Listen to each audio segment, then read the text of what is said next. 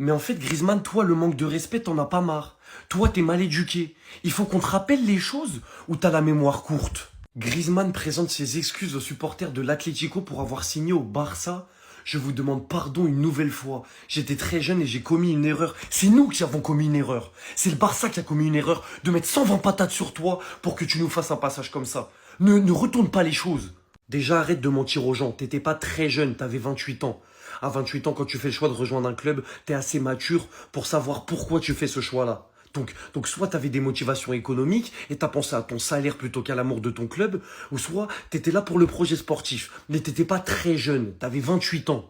Est-ce qu'il faut te rappeler que le seul trophée majeur que tu prends en Espagne, en 48 ans de carrière en Espagne, c'est avec le Barça, la Copa del Rey 2021, parce que l'Atlético, t'as eu l'occasion de leur faire remporter un titre majeur avec ton amour du maillot, comme tu le dis si bien en critiquant le Barça.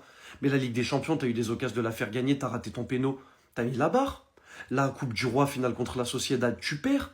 Le seul trophée majeur, c'est grâce à Léo Messi que tu le gagnes. La Copa del Rey 2021. En parlant de Messi, on est allé jusqu'à le diaboliser en France parce que tous les Français sont fans de toi et que tu peux jamais être le fautif dans une histoire. Et que si tu réussissais pas au Barça, c'était de la faute de Lionel Messi qui te donnait pas assez de place. Mais nous, on a vu les matchs. Quand tu fais des matchs où tu ratais tout, il te laissait même des pénaltys que tu ratais, et qui faisait tout pour que tu marques, pour te mettre en confiance, ça on l'a vu. Mais les Français, comme tu réussissais pas au Barça, ils ont diabolisé Messi. Et ça, j'oublierai jamais de toute ma vie, ça. Donc c'est très bien, continue tes déclarations, continue de boutacler sur tes posts Insta. En attendant, le seul trophée majeur que t'as en Espagne, c'est grâce au FC Barcelone. Et nous, on a mis 120 patates sur toi et tu nous as rien apporté. On t'a plus apporté que ce que toi, tu nous as apporté. Donc c'est bien beau, maintenant tu t'excuses, j'étais très jeune, etc. Déjà, t'étais pas jeune. Et le seul trophée que t'as en Espagne, tu le dois au FC Barcelone. Donc je veux bien, tu préfères l'Atlético, mais respecte un peu les gens. Respecte un minimum les gens. Bon, je vous le dis d'office, hein, il n'y aura pas de collage, les gars, parce qu'il y a certains mecs, quand ils parlent de CR7 en mal, ils veulent un collage pour essayer de buzzer, pour avoir des vues et gratter. Ouais, les haineux, ceux qui aiment pas CR7, ils veulent les gratter en tant qu'abonnés, mais on leur fera pas ce plaisir. CR7, quand il avait la trentaine, la vingtaine, ces mecs ne pouvaient rien dire. Et même quand CR7 avait la vingtaine, ces mecs-là n'étaient même pas en vie. Aujourd'hui, ils se permettent de dire des choses à travers des je sais pas quoi.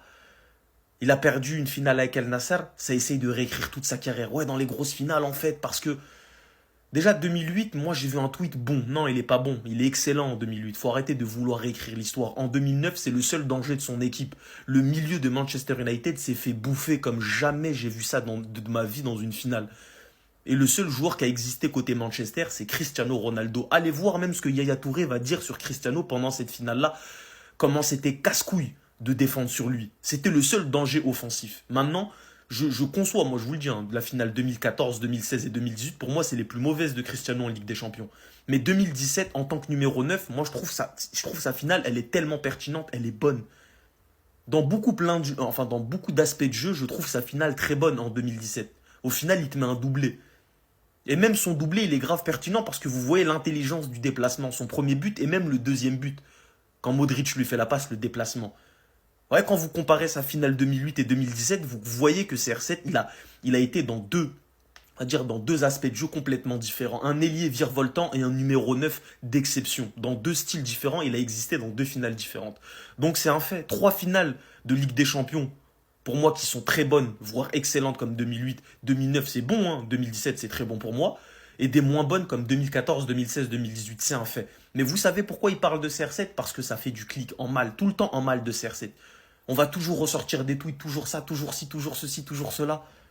Ouais, CR7 dans les grosses finales, etc. Mais c'est lui, ça vous ne le dites jamais. Les campagnes, quand ils vont jusqu'en finale, les campagnes, c'est lui qui marque tous les buts pour les emmener. C'est lui qui fait des top performances, des matchs historiques légendaires. Mais non, ils veulent tout lui reprendre. Regardez la vidéo de mon frérot Yo-Yo Nino. Moi, je trouve que c'est un créateur de contenu qui est très objectif et très honnête. Il vous a fait une vidéo, il vous a dit Cristiano Ronaldo, voilà, telle finale, il était pas bon, telle finale. Après, c'est l'avis de chacun. Mais à la fin, il vous dit quoi? C'est pour vous montrer que même un joueur de légende comme Cristiano Ronaldo, bah, il a raté des finales et ça arrive. Mais ces mecs-là font des vidéos que sur CR7. Faites des vidéos sur leurs joueurs préférés. Ils vont vous dire non, tu connais rien au foot, tu sais pas ça. Maintenant, nous aussi, on va réécrire l'histoire de vos joueurs préférés. On va les reprendre leur finale merdique et on va montrer ça. Parce que CR7, à chaque fois, c'est bien beau. Vous voulez tout lui reprendre. Dès qu'il perd avec El Nassr, vous n'hésitez pas. Nous aussi, on va pas hésiter.